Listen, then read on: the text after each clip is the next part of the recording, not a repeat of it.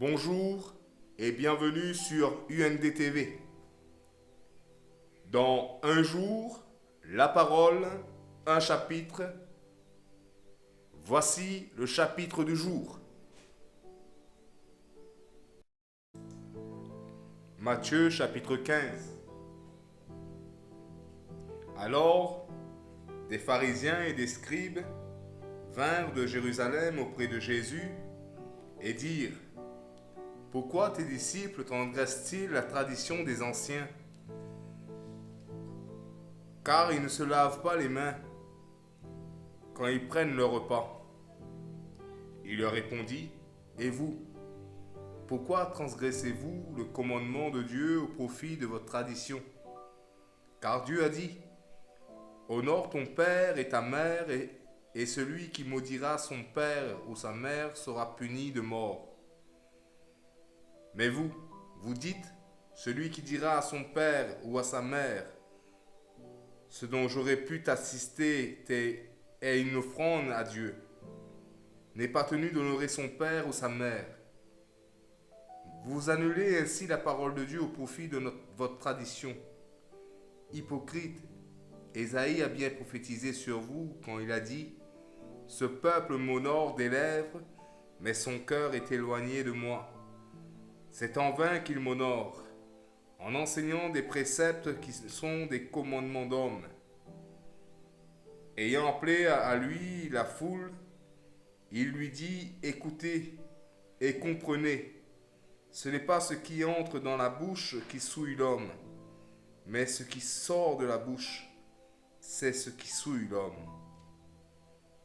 Alors ses disciples s'approchèrent et lui dirent: Sais-tu que les pharisiens ont été scandalisés des paroles qu'ils ont entendues? Il répondit: Toute plante que n'a pas plantée mon Père céleste sera déracinée. Laissez-les, ce sont des aveugles qui conduisent des aveugles. Si un aveugle conduit un aveugle, ils tomberont tous deux dans une fosse. Pierre, prenant la parole, lui dit: Explique-nous cette parabole. Et Jésus dit: Vous aussi, êtes-vous encore sans intelligence? Ne comprenez-vous pas tout ce qui entre dans la bouche va dans le ventre, puis est jeté dans les lieux secrets? Mais ce qui sort de la bouche vient du cœur, et c'est ce qui souille l'homme. Car du cœur que viennent les mauvaises pensées, les meurtres, les adultères, les impudicités, les vols, les faux témoignages, les calomnies. Voilà les choses qui souillent l'homme.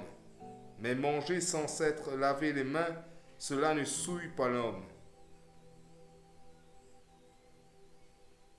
Jésus étant parti de là, se retira dans le territoire de Tyr et de Sidon. Et voici une femme cananéenne qui venait de ces contrées lui cria: Aie pitié de moi, Seigneur, fils de David. Ma fille est cruellement tourmentée par le démon. Il ne lui répondit pas un mot. Et ses disciples s'approchèrent et lui dirent avec instance: Renvoie-la, car elle crie derrière nous. Il répondit: Je n'ai été envoyé qu'aux brebis perdues de la maison d'Israël.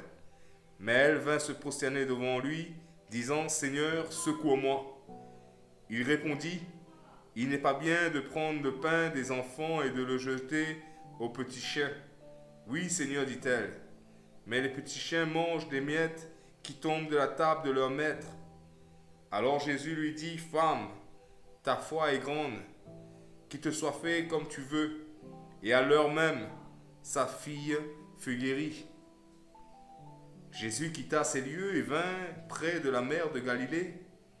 Étant monté sur la montagne ici assis, alors s'approcha de lui une grande foule, ayant avec elle des boiteux, des aveugles, des muets, des estropiés et beaucoup d'autres malades. On les mit à ses pieds et il les guérit. En sorte que la foule était dans l'admiration de voir que les muets parlaient, que les estropiés étaient guéris, que les boiteux marchaient et que les aveugles voyaient, et elle glorifiait le Dieu d'Israël. Jésus, ayant appelé ses disciples, dit, je suis ému de compassion pour cette foule, car voilà 3 jours qu'ils sont près de moi, ils n'ont rien à manger. Je ne veux pas les renvoyer à jeun, de peur que les forces ne leur manquent en chemin. Les disciples lui dirent, comment nous procurer dans ce lieu désert assez de pain pour rassasier une si grande foule?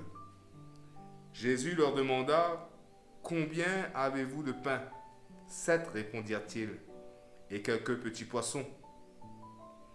Alors il fit asseoir la foule par terre, prit les 7 pains et les poissons, et après avoir rendu grâce, il les rompit et les donna à ses disciples, qui les distribuèrent à la foule. Tous mangèrent et furent rassasiés, et l'on emporta 7 corbeilles pleines des morceaux qui restaient. Ceux qui avaient mangé étaient 4000 hommes, sans les femmes et les enfants. Ensuite, il renvoya la foule, monta dans la barque et se rendit dans la contrée de Magadan. Amen.